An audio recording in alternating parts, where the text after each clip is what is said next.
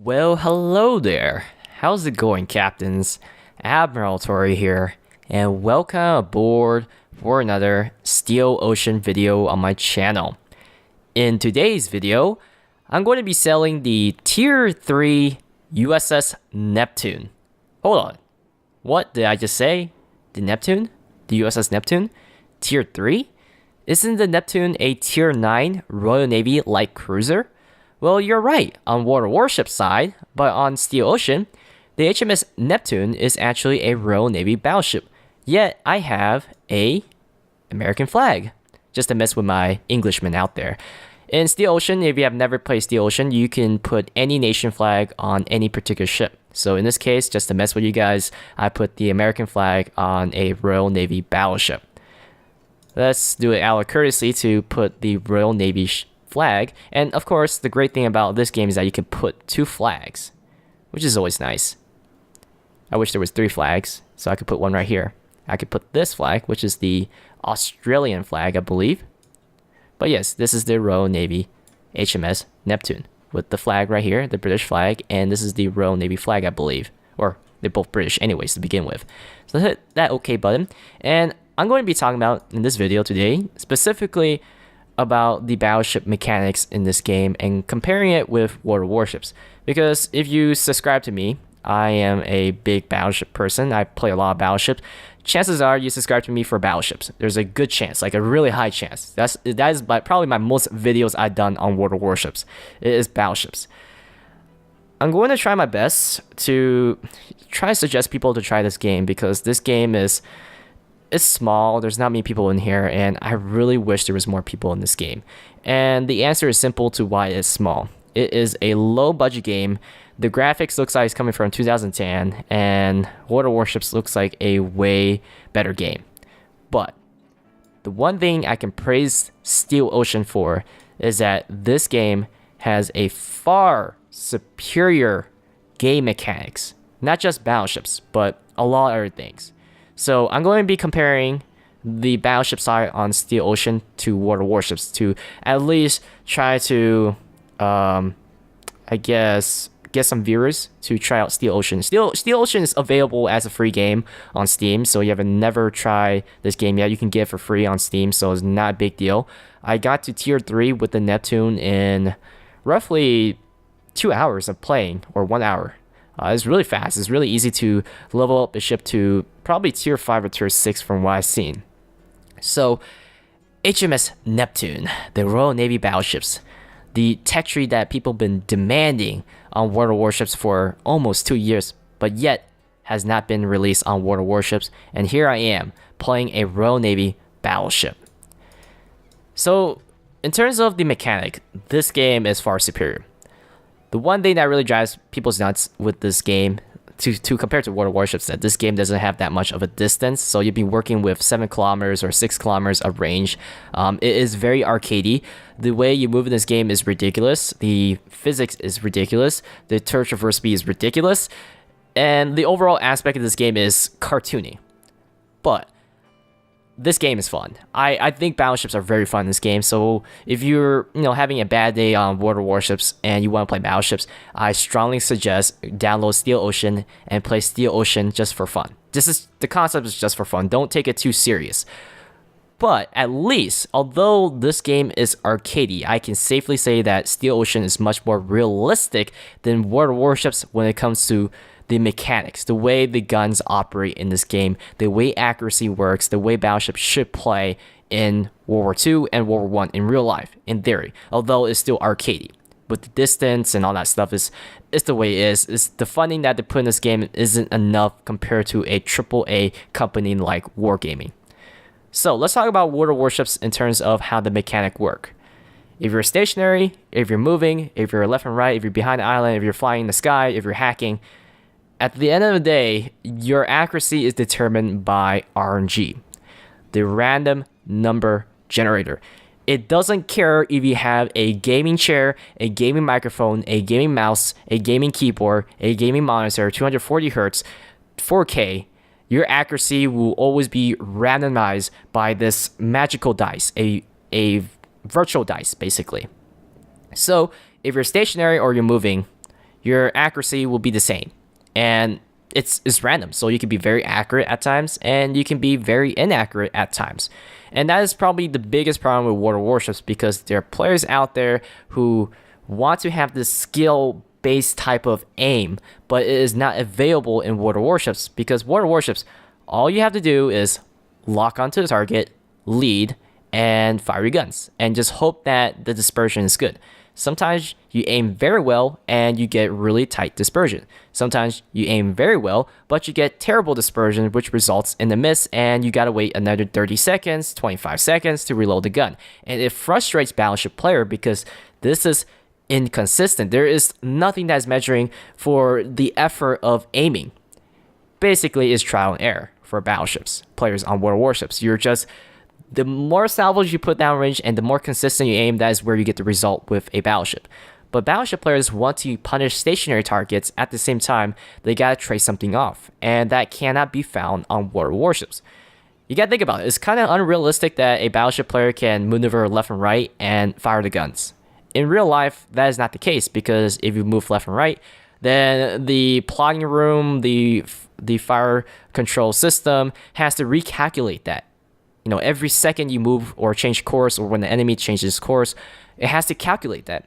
And that is the arcade side of World of Warships, and people don't realize that. But it's very stale play, because the way you play in World of Warships, since nothing is being controlled with the accuracy, so your movement doesn't matter, people will re-angle and wait for the guns to reload, and then go broadside and fire the guns, and then re-angle. That, you know, that kind of promotes stale gameplay, and it's kind of really unrealistic. There's no incentive to show a broadside, honestly. In this game is actually much more realistic with the plotting room. And there's no such thing as RNG. RNG is actually depends on how you maneuver the ship, how you aim, and at the same time how you lead. And there's actually no locking mechanism in this game. So in World of Warships, you press X and it will lock onto a target, and your reticle will follow the target. In this game, since there's no locking, you have to aim ahead manually by yourself. So it's based on the player's skill. And I'll show you guys what I mean. So first things first, let's take a look at the HMS Neptune. I just want to look around at it for a second, because she is a pretty good looking ship. A dreadnought design, a World War I design. I think she fought in the Battle of the Jutlands. She was referred as the first Royal Navy battleship, I believe, that has a super firing turret, which means that a turret can fire above another turret. This would be a revolutionary design, because all the future battleships will have super firing turrets on the forward ends and the rear side of the ship. So aside from that, let's jump right in the game, and I'll show you guys what I mean when it comes to measuring the skill, rewarding the Battleship player, and how Battleship should really operate. And also it encourages players to show broadside. In World of Warships, you show broadside, you get punished. But let's jump right in the game and show you what I mean.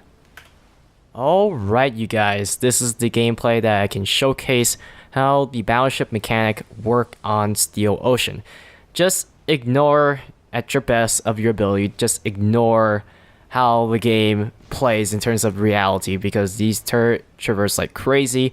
I don't know what it is, but the British bought some premium oil to lubricate those turrets.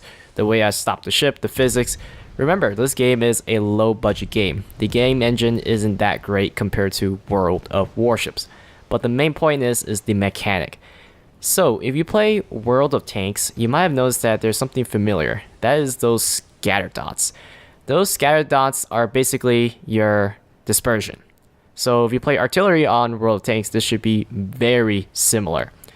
So the scatter dots depends on how you traverse the turrets and how you maneuver the ship.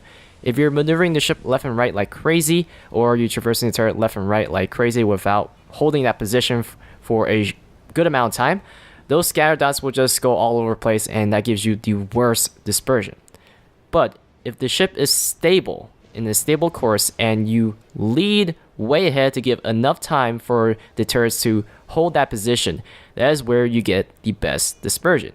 So I'm going to enter the plotting room, which is known as the Hawkeye view in this game, and I'm going to try to lead this particular shot onto the destroyer. Now, if the destroyer continues in a predictable direction, like sailing in a straight line, it'll make it easier for me to hit the target. So I'll fire my first salvo, and you'll notice that there's a little X that appears on the plotting room while in hawk view. This is very useful. I love it because it kind of gives you an idea where your last shot has hit. And since the ship continues in a straight course, in real life, once the fire control director has a hit, it will lock onto the target and will continue to fire more accurately, aside from the windage and the variables with the powder bags. So this is much more realistic than World of Warships, where World of Warships is just sling as many shells downrange in hopes of hitting something. So this is why I really like it. Now, the great thing about this mechanic is that it gives the other player a chance. So at first it looks overpowered because then it's really accurate at times. But if the player is maneuvering crazy in a way of left and right, then that means I have to guess where he's going to maneuver his next move rather than in a straight line. So if he's serpentining left and right, that means I'm going to have to predict a serpentine path with my guns in order to hit him. Now, if I don't do that and I just assume that he's going in a straight line, this won't work because I can't just trace the target while the turrets are moving left and right like crazy. That will not give me any good result at all. So here comes another target. He is an easy target. He is stationary. So I'm going to fire my salvo here. Now, it doesn't always guarantee a kill. Notice that I kind of rushed it. I was a little worried that the target would move out of the way. So that's why I kind of rushed it. So I kind of give it like an average dispersion. In World of Warships, you get really terrible dispersion, you get average, and you get really good dispersion.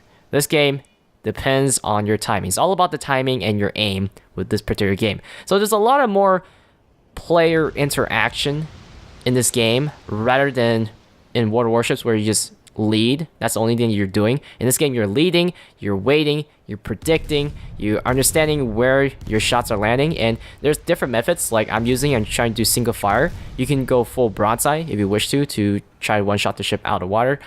Yes, I know you guys are questioning how it plays. It feels very arcadey, but like I said, it's quite a fun game. I really do admit it's a fun game. Sometimes I just get sick of these stale style World of Warships. If you play the higher tier battleships, you know what I'm talking about. But this game, it's all about just getting in there and using your guns. And notice that I use my secondaries. The secondaries are manual, with the anti-air is also manual. So it's kind of fun using the secondaries. So sometimes your guns cannot depress as low as you want it to when it deals with close range engagement. So what I do, I use the secondaries, which makes sense. Yeah, this battleship maneuvers way better than a destroyer in World of Warships. So I just switched to the full salvo. There's actually a toggle button where you can toggle to fire independently, and there's the full broadside salvo. So I did the full broadside point blank range without aiming down sights. At the same time, I was maneuvering. So since I was maneuvering, that salvo was pretty widely spread.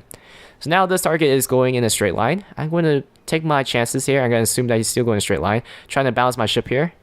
My guns are still loading. And it looks like the island is blocking it. So there's a little red triangle that indicates that the mountain is blocking your view. Now I'm going to re-aim it. So every time you scope in and out, you have to redo it. So you can't just always, assume that is already perfectly aimed. So it prevents the people from like holding a position when they scope out. When you scope in, you gotta be determined to hit the target. That's basically it. You won't give it a second chance. If you scope out, you gotta have to redo it. Which is not bad. I like that idea. It gives the other player a chance because then the person who's aboard this ship, the battleship, is very hesitant. If you're hesitant and you're not determined to try to hit the target, then it kind of puts the person into a challenging position to which should you shoot? Which one should you focus? If someone's near you, you shouldn't be in this artillery plotting room. You should be using your secondaries. But if you're trying to take someone out, take your time on your shots and fire like that. That is a really good hit. Now, you might have noticed that I'm just using AP on these destroyers. Honestly, like I said, you just do whatever you want. I know for a fact that HE is probably more effective in certain situations, but I don't know how the overpenetration work. I kind of feel like AP already does a lot of damage no matter what you do, but there is a good chance that overpenetration is a problem in this game, but I'm not really concerned with that. And the reason why is because I'm so focused about how to aim my battleship in terms of using the guns. And I think this is what really makes this game really fun. Like in World of Warships, just lead the target, that's it, and you fire your guns. Shoot as many salvos as possible in hopes of hitting something. This game, you gotta think about your movement, you gotta time it right, you gotta lead it, you gotta go in this hawk eye view, you you gotta be determined to hit the target, so you gotta pick a target. And yeah, like I said, you're given a chance to dodge the shells. Now, I have not encountered a player who has been proven to be difficult, like maneuvering like crazy. But this is my result, and look at that, I was able to grab myself a kill. Now in this game, the way it works, this is a 12 ships elimination, so if I die, I can actually respawn, which is why it's arcadey. That's the other factor. So whoever gets the first team that gets the first 12 elimination will win the game. And looks like my team has 9 ships sunk, confirmed, while their team has 6. So this destroyer is proven to be a difficult target. Notice that he's serpentine in a weird fashion, but now he's unaware that I'm here. So I'm gonna fire another salvo, and that was too far ahead. Oh wow, somebody took him out pretty harsh. He might have dodged my salvo, but he took that one pretty harshly by someone else. Now as far as I'm concerned, I like this mechanic for the battleships. I think battleships should have it, but when I try with this destroyers and cruisers, mainly destroyers, I think destroyers don't need this mechanic. I think destroyers should be more like warships, where you just lock onto the target and just DPS your way. Heavy cruisers and battleships, definitely. This is extremely satisfying. I cannot tell you how satisfying this is when you have this much of interaction, this much of engagement, this much of focus in the game. So here goes another salvo and secure the kill, I think. Did I secure it? No, I did not get the kill. Someone else got it.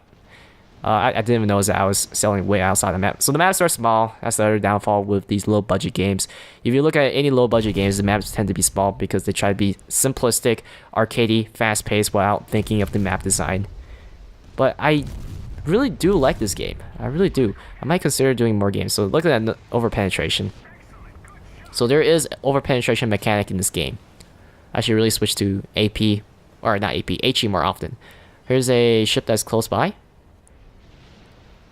One thing about the Hawkeye view, I kind of wish it was much more maneuverable when you move it around the camera. Sometimes it doesn't give you the response that you want, and there goes our victory.